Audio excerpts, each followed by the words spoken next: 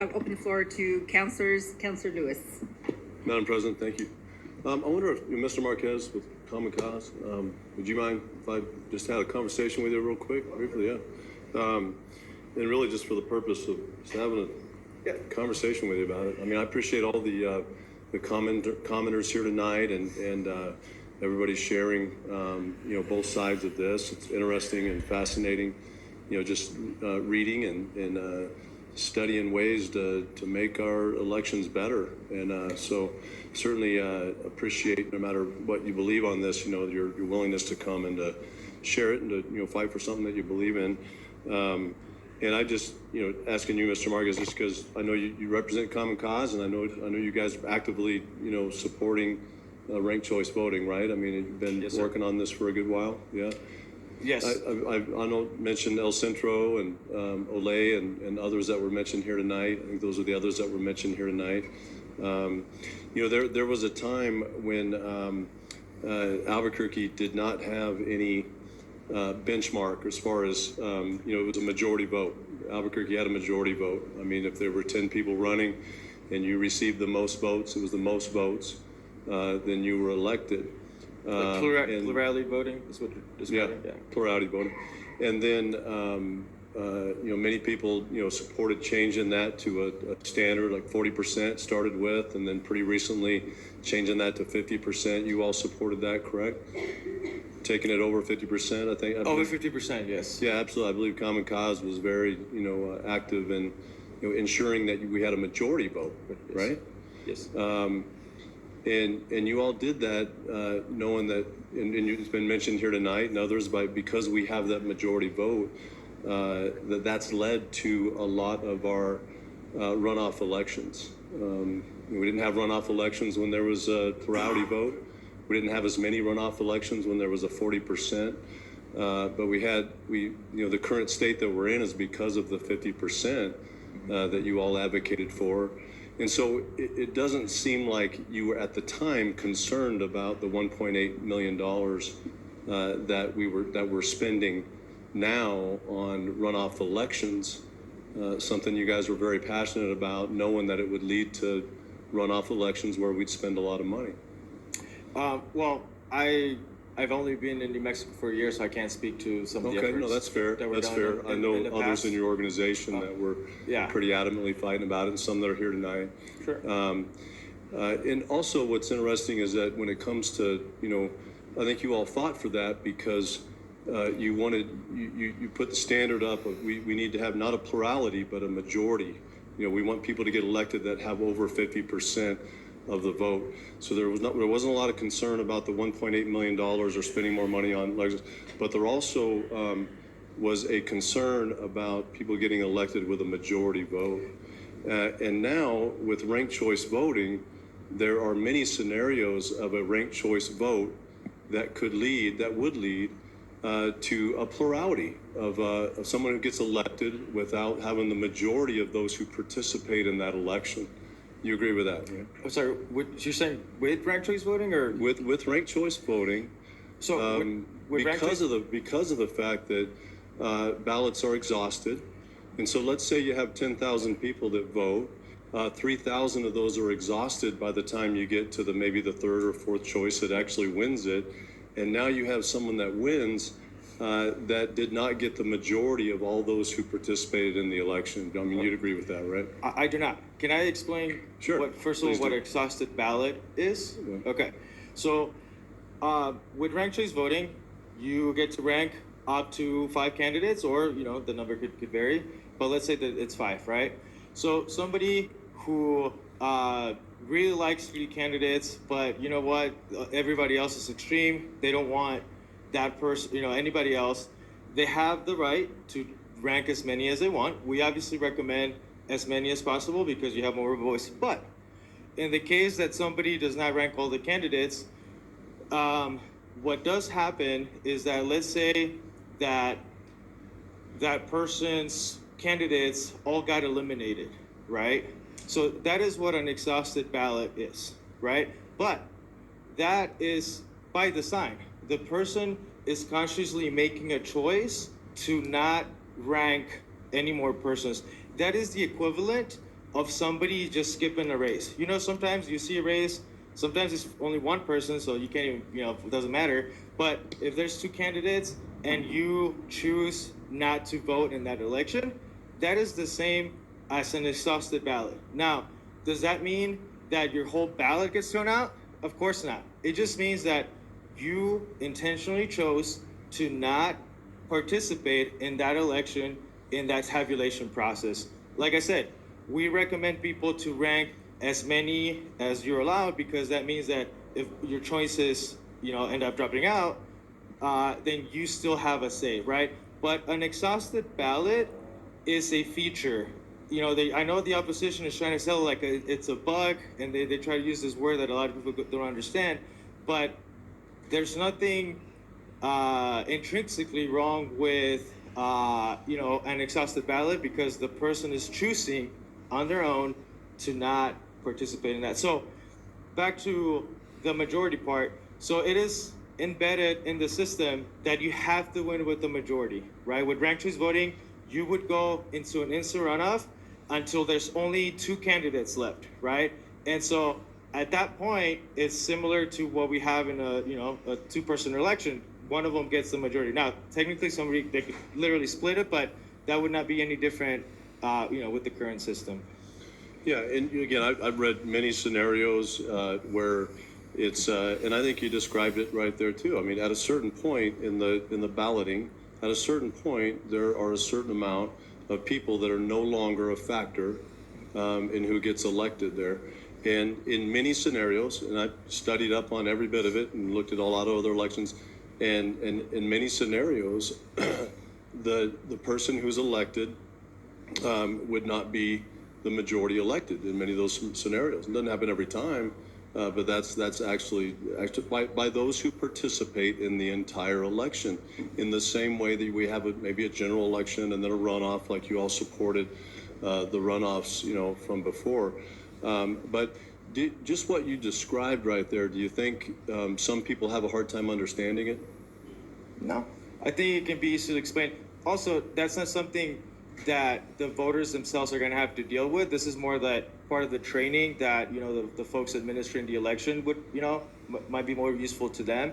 I think now I definitely do want to educate people on what an exhausted ballot is, because it seems like there's a lot of misinformation and they're trying to use it as like, you know, this bad word to deter voters from supporting it. But yeah. Well, I'm certainly not trying to spread any kind of misinformation. I want to understand it. Mm-hmm. And I'll be real honest, there's some things that it's taken me a while to understand it, you know. Before I understood it, you probably wouldn't, I'm not sure if you'd call me dumb, maybe you would, you know.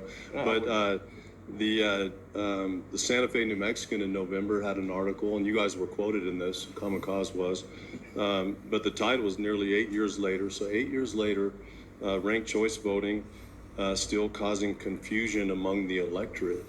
And in that article, it's a pretty extensive article. I think the Santa Fe New Mexico did a pretty good job of research and interviewed a ton of people, got a lot of data, and they found that after 8 years in Santa Fe, that people in Santa Fe were still confused. And so here's also a misnomer. Tonight you've heard, you know, people that oppose, people making accusations that if you oppose ranked choice voting, then you're calling people dumb. I'm not calling people dumb or confused. I'm certainly not calling people confused, but the Santa Fe, New Mexico is calling people confused. After 8 years of voting, using ranked choice voting in Santa Fe, they interviewed person after person and candidate that said they were confused. And you all were quoted in that. I think Molly Swank was quoted in that, representing Common Cause. And I happened to, you know, just read this tonight as you all were speaking here tonight, and said that Common Cause is going to spend a good deal of time over the next year educating, you know, acknowledging really that, yeah, people don't understand it. There's still some confusion in Santa Fe. And so that's the reason why, as an organization, we're going to do some more education. And I guess my question is, why in the world would you all need to do more education about ranked choice voting if it's something that is so easily understood, even to the point where you all have a campaign that you describe in this article that relates ranked choice voting and choices that we have in ranked choice voting to food choices we have in New Mexico. So you want to be able to explain it in a way that everyday people, order food. All of us order food. Whether it's green chili or red chili, and so why go through all that trouble? Why spend so much money in an organization to try to really explain it if it's not complicated in the first place? Sure. Yeah. So I would definitely agree that things like ranked choice voting or instant runoffs are confusing in the sense that anything is confusing when you just heard about it, right? And when you talk to your everyday folk out on the streets who has so many things to worry about, like the economy, education, and all these things, they're not super politically involved. They don't know these terms that are more used in academic circles or political circles, right? And so when you tell them what, ranked choice voting, instant runoffs, they go, what is that, right? But they understand the concept. They understand what it is. And in my experience, I've been, talking about ranked choice voting and open primaries for about 4 or 5 years. And, 99% of the time, most people walk with an understanding of this is something that I do. And this is also why we do education with Legos. We rank pizza, tacos, beer, anything and everything, because, the point is that this is something you already do.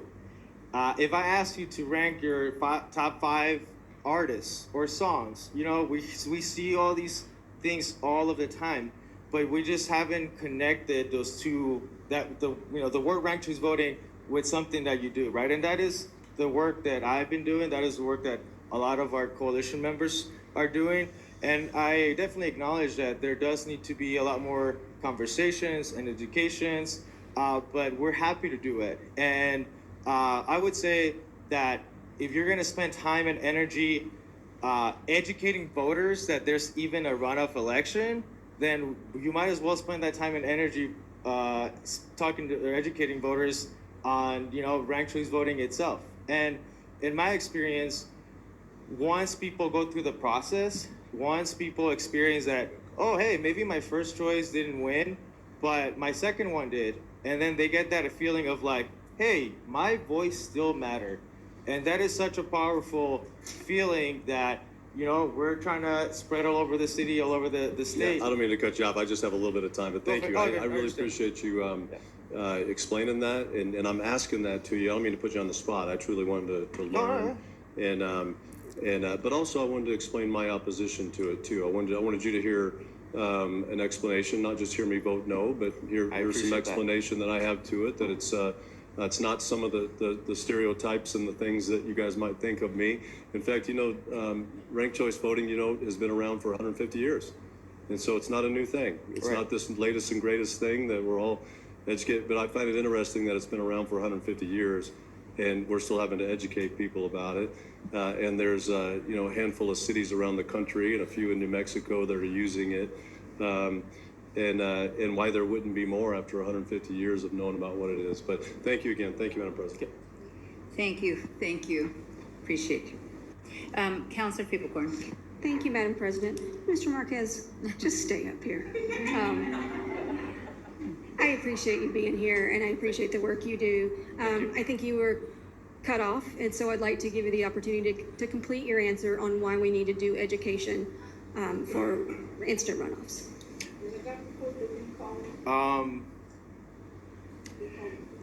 I think right now,